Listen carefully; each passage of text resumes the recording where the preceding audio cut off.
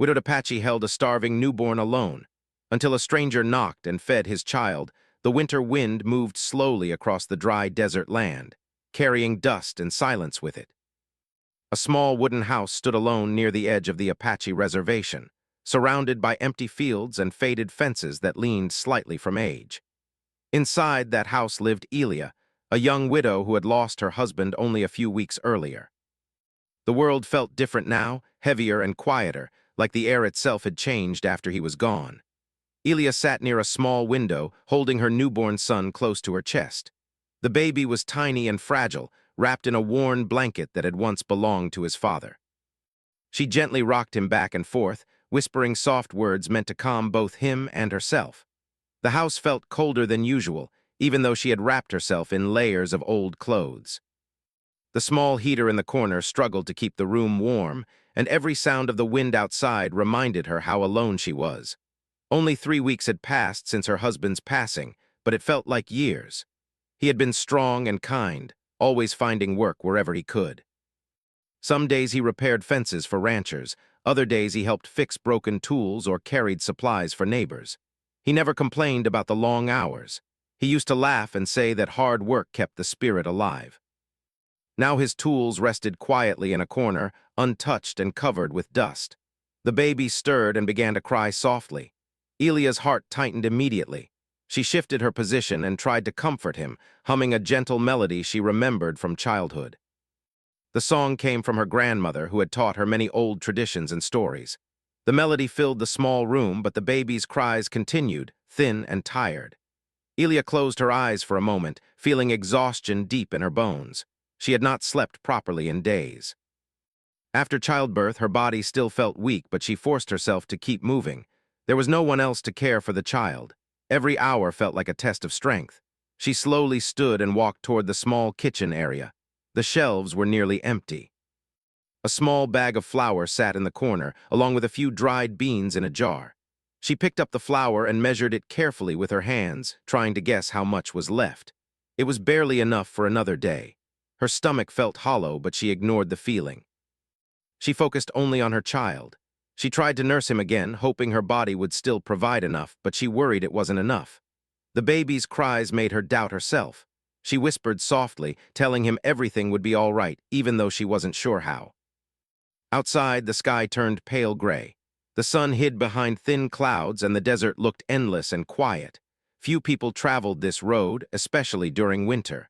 The reservation felt far from the busy world. Sometimes she wondered if anyone would notice if she simply disappeared into the silence.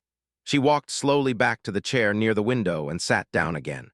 The baby finally grew quiet, his small fingers curling around the edge of her blanket. She watched him carefully, studying every tiny movement of his face. He looked so much like his father, especially around the eyes. That thought brought both comfort and pain. Her mind drifted back to the day her husband had first spoken about the future. He had wanted to build a stronger home, maybe plant a small garden, maybe even raise animals. He had dreamed of teaching their child to ride a horse across the open land. Those dreams now felt distant, like stories from another life.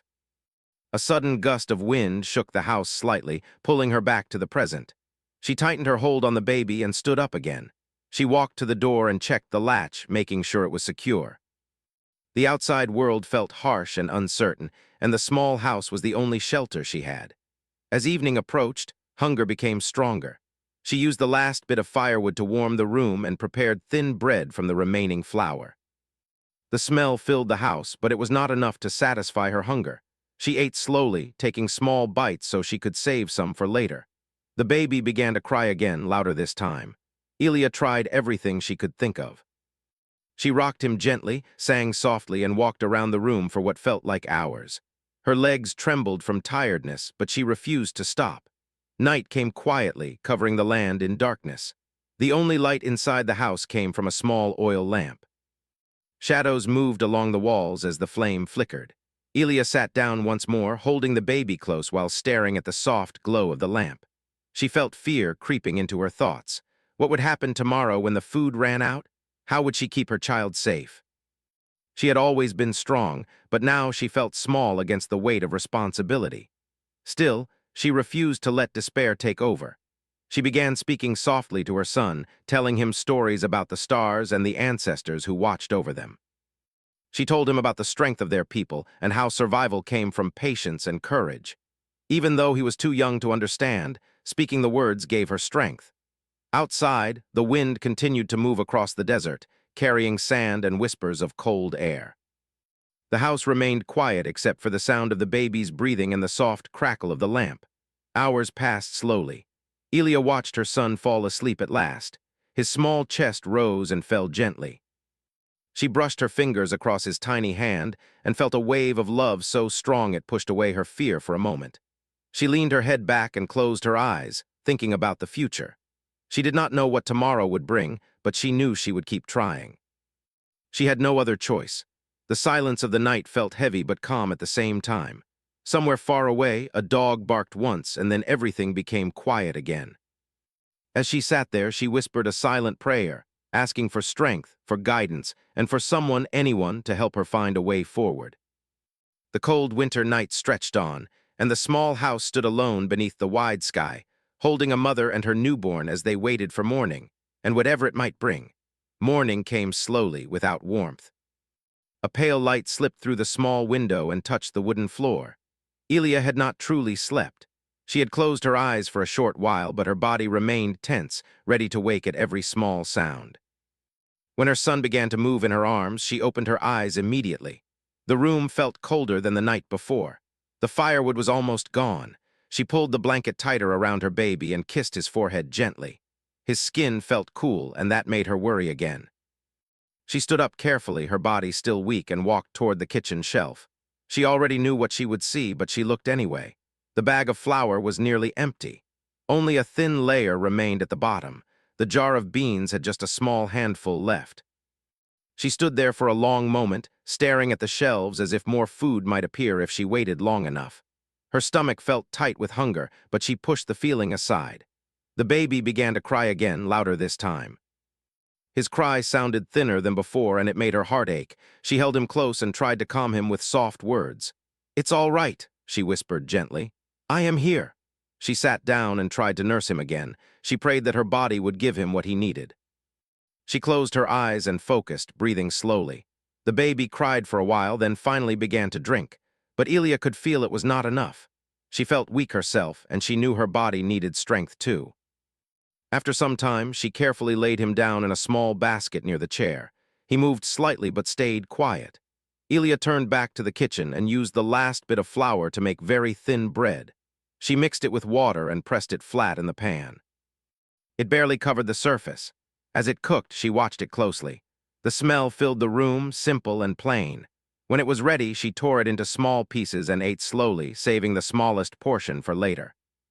It was not enough to fill her, but it gave her a little energy. She stepped outside for a moment, holding the baby against her chest. The air was cold, and the land stretched far in every direction. The desert looked dry and still. A few small houses stood far away, separated by open land. Smoke rose from one chimney in the distance. She wondered if that family had more food than she did. A truck passed on the dirt road, moving slowly and raising dust behind it. Elia watched it carefully. For a second, she thought about waving, about calling out for help, but the truck kept moving and disappeared around the bend. She went back inside, her heart heavy. The hours passed slowly. The baby cried again and again. Each time, she tried to comfort him. She walked back and forth across the small room, rocking him gently. Her legs began to ache and her head felt light. She knew she could not continue like this for many more days. She thought about walking to the community center in the nearby town. It was several miles away. The road was rough, and she would have to carry the baby the whole way. She was not fully healed from childbirth, and the idea of walking that far made her feel dizzy. Still, she began to think it might be the only option. She looked at her husband's old jacket hanging by the door. He used to wear it when he worked outside in winter. She walked over and touched the sleeve gently. For a moment, she imagined he was still there, telling her what to do. He had always been calm during hard times. "If you ever feel lost," he once told her, "remember that asking for help is not weakness, it is strength." The memory stayed in her mind, but pride still held her back. She did not want others to see her struggling. She did not want people whispering that she could not take care of her own child. She had always been strong. Her family had raised her to endure hardship without complaint. The baby's cry interrupted her thoughts again. This time it sounded weaker. Elia felt fear rise inside her chest. She quickly held him close, her hands trembling slightly. She sat down near the window again, looking out at the empty road. The sky was turning darker and clouds were gathering. It looked like a storm might come. If heavy wind started, traveling would be even more dangerous. She began speaking softly to her son, telling him about the land around them. She described the mountains in the distance and the bright stars that would appear at night. She told him about his father's kindness and strength. She wanted him to feel love even in this difficult moment. As afternoon passed into evening, the house grew quiet except for the baby's soft sounds. Elia felt her energy fading. She had eaten very little, and worry made everything heavier. She stood up and opened the small wooden chest where they kept important things. Inside were a few photographs, some letters, and a small amount of money her husband had saved. She counted it carefully. It was not enough to last long. She closed the chest and sat down again. The room felt smaller now, like the walls were closing in. The wind outside began to grow stronger. It brushed against the house and made the windows shake slightly. The sky turned dark gray. A few drops of rain began to fall, tapping softly against the roof. Elia held her baby tightly. She felt tears gather in her eyes, but she tried not to cry. She did not want her fear to grow stronger. For a moment, she thought about walking to the neighbor's house. It was not too far, maybe a short distance down the road, but the wind was picking up and the baby seemed too fragile for cold air. She felt trapped between choices. The storm grew louder. The house creaked slightly under the wind. She moved a chair closer to the center of the room, away from the window, and sat down with her son wrapped tightly in blankets. The oil lamp flickered as the wind pressed against the walls. Shadows moved around the room. Elia lowered her head and whispered a quiet prayer. She did not ask for riches or comfort. She only asked for enough food for her child. She asked for one small sign that she was not alone. The baby's crying slowly turned into soft whimpers. He seemed tired, too tired for strong cries. That sound worried her even more. She kissed his tiny hand and felt a deep wave of determination rise inside her. No matter how hard things became, she would not give up. Just as she began to consider stepping into the storm and walking toward the neighbor's house, a sudden sound broke through the wind. There was a knock at the door. It was not loud, but it was clear. One single knock. Elia froze. Her heart began to beat fast. No one ever came during storms. No one visited this late in the day. The knock came again, slightly stronger this time. She looked down at her baby, then back toward the door. Fear and hope mixed together inside her chest. Slowly, carefully, she stood up and walked toward the door, holding her son tightly in her arms. The wind howled outside as she reached for the handle. Elia stood still for a moment after the knock, her hand resting on the door but not yet opening it. The wind outside pushed against the wooden walls, and the lamp behind her flickered softly, casting moving shadows across the room. Her heart beat quickly, and she listened carefully, wondering if she had imagined the sound. Then the knock came again. This time it was clearer, firm, but not aggressive. She took a slow breath and pulled the door open just a little, enough to see outside without fully exposing herself to the cold wind. A tall man stood there, his coat covered with dust and small drops of rain. Behind him, a truck waited near the road, its headlights dim against the darkening sky. The man stepped back slightly when the door opened, as if trying to show respect for her space. "Hello," he said gently. "I'm sorry to bother you. My truck started making strange sounds, and I was hoping to get some water." His voice was calm and steady. Elia looked at him carefully. He did not appear threatening. His face showed tiredness but also kindness. She hesitated for a moment, unsure what to do, then nodded slowly. "Wait," she said quietly. She closed the door for a moment, walked to the kitchen, and filled a small metal cup with water from a clay jug. When she returned, she opened the door wider and handed it to him. "Thank you," he said, accepting it with both hands. As he drank, he heard the baby crying inside. His expression changed slightly, showing concern. He looked toward Elia, but he did not ask questions right away. The baby's cries grew louder, echoing in the small space behind her. Elia shifted her weight nervously, unsure how much to say to a stranger. "You have a newborn?" he asked gently. She nodded. He paused, studying her face carefully. He noticed the tired lines around her eyes, the way her hands trembled slightly as she held the child. He glanced past her into the house and saw the nearly empty shelves. "I'm Daniel," he said after a moment. "I was driving through to another town. I help deliver supplies sometimes." Elia did not respond immediately. She was not used to strangers. Life on the reservation often meant people kept to themselves unless they knew each other well. Daniel finished the water and handed the cup back. Instead of leaving right away, he hesitated, as if unsure whether to say more. The baby's cries became softer but still restless. Elia tried to calm him, rocking gently. Daniel spoke again, carefully choosing his words. "Are you all right? Do you need anything?" The question felt heavy in the air. Elia wanted to say no to keep her pride strong, but the truth sat quietly behind her eyes. She looked down at her son and then back at Daniel. Her voice came out soft. "We are fine." Daniel nodded slowly, but it was clear he did not fully believe it. He did not argue. Instead, he turned and walked back toward his truck without another word. Elia watched him go, unsure what to feel. Part of her felt relief that the interaction was over. Another part felt disappointment, though she did not understand why. She closed the door gently and leaned her back against it. The baby continued to cry, weaker now. She whispered to him, trying to calm him again. A few minutes passed. Then she heard footsteps outside once more. A soft knock came again. She opened the door carefully. Daniel stood there holding a small box. "I hope you don't mind," he said quietly. "I keep extra supplies in my truck for emergencies." He handed her the box. Inside were cans of food, packets of baby formula, a clean bottle, and a warm blanket. Elia stared at the items in silence, unable to speak. "I thought maybe this could help," he added gently. Her eyes filled with tears, but she quickly wiped them away. She nodded, unable to find the right words. Daniel stepped inside only after she moved aside to allow it. He kept his distance, respectful of her space. He carefully washed the bottle in the sink and prepared formula with practiced movements. It was clear he had done this before. When he handed the bottle to Elia, she hesitated for only a second before accepting it. The baby began to drink immediately, small hands gripping the bottle as if he had been waiting for it. Elia watched closely, her heart filling with relief. She had not realized how tense she had been until that moment. Daniel looked around the small house quietly. He noticed the tools in the corner and the jacket hanging by the door. He did not ask questions about them. After a while, the baby finished drinking and fell into a calm sleep. The room felt different now, lighter somehow. Elia finally spoke. "Thank you." Her voice was barely above a whisper, but it carried deep emotion. Daniel nodded. "You're welcome." They sat in silence for a moment. The wind outside began to slow, and the sound of rain softened against the roof. He explained that he worked with a small volunteer group that traveled between rural areas, delivering supplies and helping families when they could. He said he often kept extra items in his truck because he never knew who might need them. Elia listened carefully.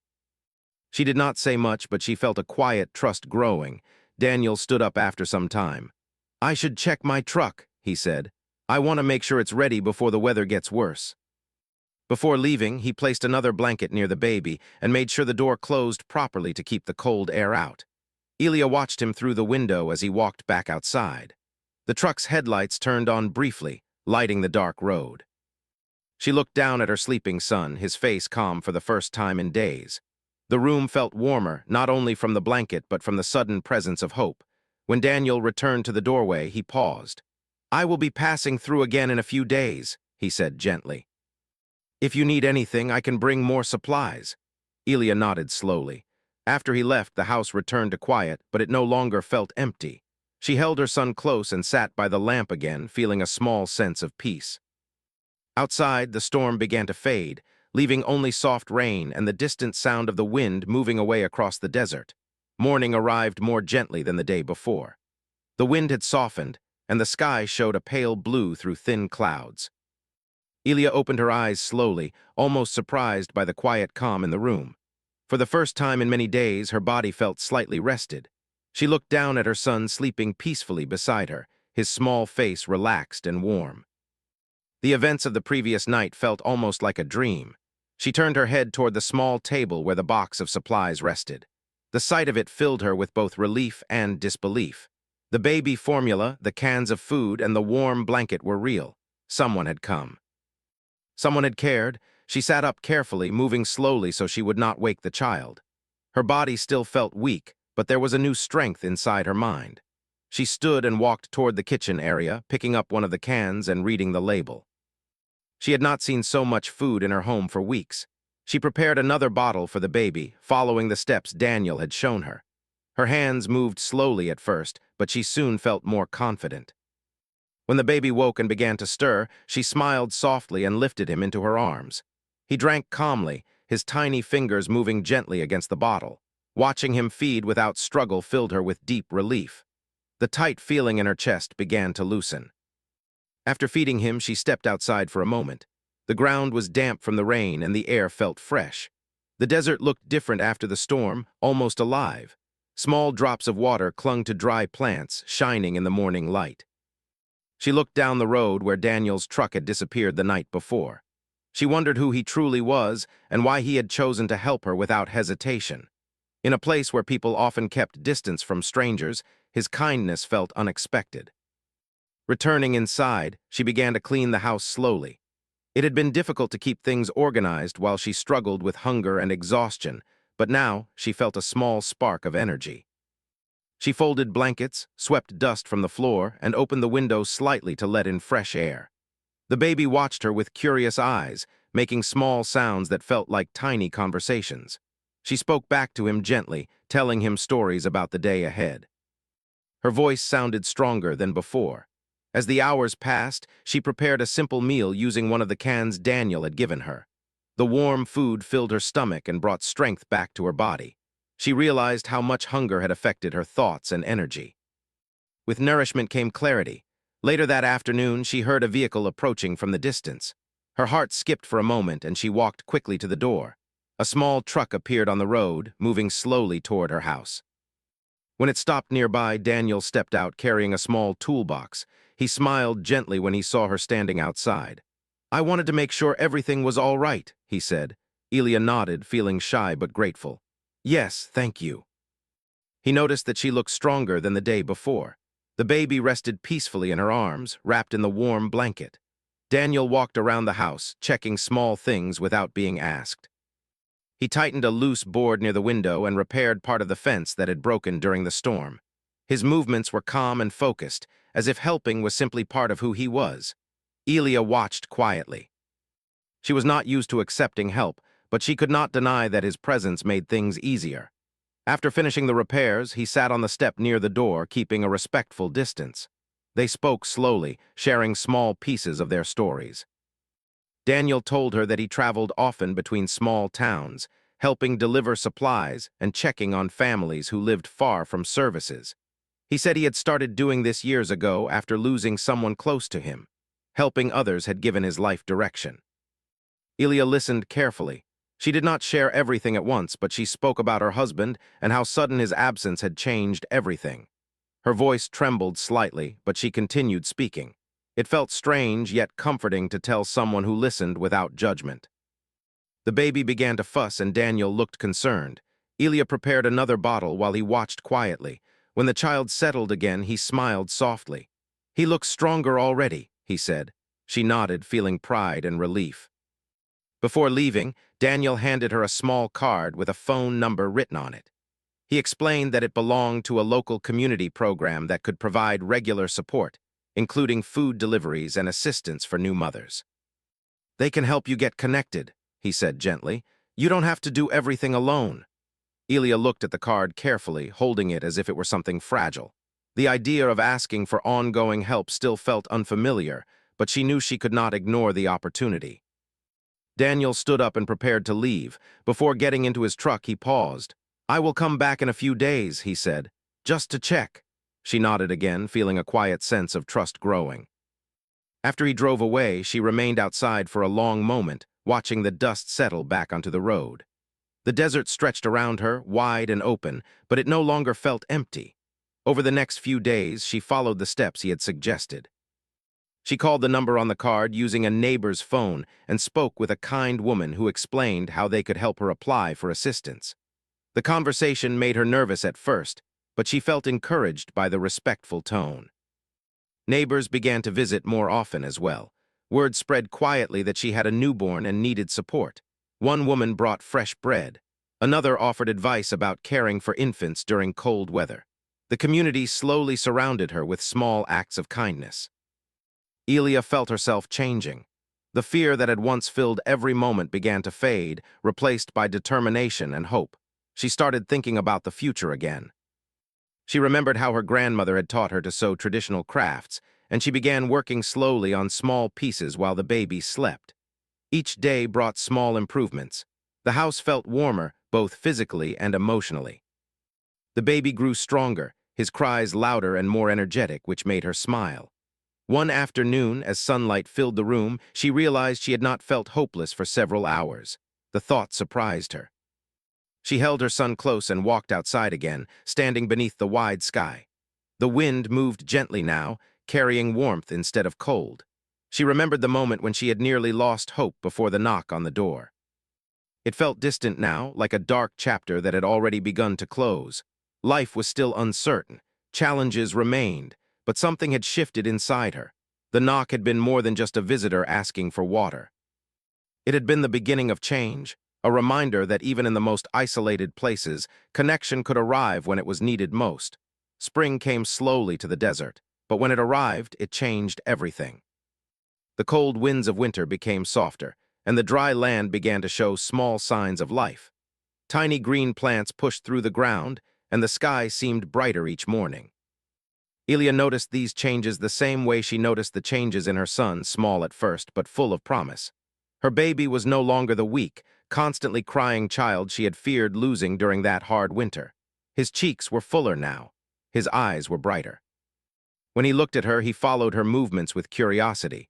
Sometimes he even made small sounds that almost felt like laughter. Each little sound filled her heart with warmth. Life was still not easy, but it was no longer filled with fear. Daniel kept his promise. He returned often, sometimes bringing supplies, sometimes just stopping to check in. He never stayed too long, and he never made her feel uncomfortable. He would fix small things around the house, tightening loose boards, adjusting the fence, making sure the heater worked properly. He always asked before doing anything, respecting her home and her space. Over time, his visits felt natural. He was no longer just the stranger who knocked on a stormy night. He became someone the baby recognized. Whenever Daniel's truck appeared on the road, the child would turn his head toward the sound, as if he understood something good was coming. Elia also kept in contact with the community support program Daniel had told her about. Volunteers began delivering food regularly. A nurse visited once to check on the baby's health and to make sure Elia was recovering well. These small visits made her feel seen and valued. At first, asking for help had felt difficult. Pride had been heavy in her heart, but she learned something important. Accepting support did not make her weak. It allowed her to grow stronger for her child. As her strength returned, she began focusing on building a better future. She remembered the traditional sewing skills her grandmother had taught her. During quiet afternoons while the baby slept, she worked carefully on handmade pieces. Her fingers moved slowly at first, but soon the patterns became familiar again. Daniel offered to help her sell some of her crafts in nearby towns. He never pushed her, only offered. She agreed after some thought. A few weeks later, he returned with news that several items had been sold. He handed her the money with a smile. When she held those bills in her hands, she felt something she had not felt in months: independence. It was not a large amount, but it was hers. She had earned it with her own effort. With time, the small wooden house felt different. It no longer carried the heavy silence of grief. It felt alive again. She placed her husband's tools neatly in one corner, not as a reminder of loss, but as a reminder of strength. She spoke about him to her son often, telling stories of kindness and hard work. She wanted her child to grow up knowing his father's spirit lived on in love and courage. The community also grew closer. Neighbors stopped by more often, bringing food, advice, and simple conversation. Children from nearby houses sometimes came to play outside, their laughter filling the air. Elia realized she had never truly been alone. She had simply been too overwhelmed to see the support around her. One afternoon, as the sun began to set, Daniel arrived again. This time he did not come with a toolbox or supplies. He carried only a small bag of groceries and a gentle smile. They sat outside on the wooden steps while the baby rested in Elia's arms. The sky turned orange and pink, spreading color across the wide desert horizon. "You look different," Daniel said quietly. Elia smiled. "I feel different." There was strength in her voice now, not loud strength, but steady strength. She told him about the crafts she had sold, about the nurse's visit, and about how the baby had started to respond to her voice with tiny smiles. Daniel listened carefully, his eyes reflecting quiet pride. He did not take credit for the changes. He simply said, "You did the hard work." As the light faded, the baby stirred and opened his eyes. He looked up at the sky, blinking curiously. Elia held him higher so he could see the colors. She whispered softly about the beauty of the land and the stories carried by the wind. Daniel stood up after some time, preparing to leave. Before walking to his truck, he paused. "I'm glad I stopped that night," he said. Elia nodded. "So am I." When his truck disappeared down the road, she remained outside, holding her son close. The desert air felt warm and calm against her skin. She thought back to that winter evening when hunger and fear had filled every corner of her mind. She remembered standing at the door, unsure whether to open it. That single decision had changed the path of her life. It had not solved everything instantly. It had not removed all challenges, but it had opened the door to connection, to kindness, and to hope. As months passed, her son grew stronger each day. He began to roll over, then to sit up, and eventually to crawl across the wooden floor. His laughter filled the house, replacing the silence that once felt heavy.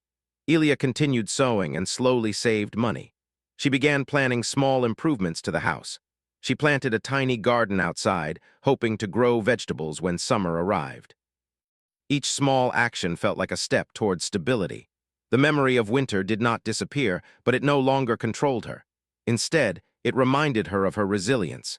It reminded her that even in the coldest moments, help could arrive in unexpected ways. One evening, as she stood outside watching her son play on a blanket in the yard, she looked up at the wide sky. Stars were beginning to appear, shining clearly above the quiet desert.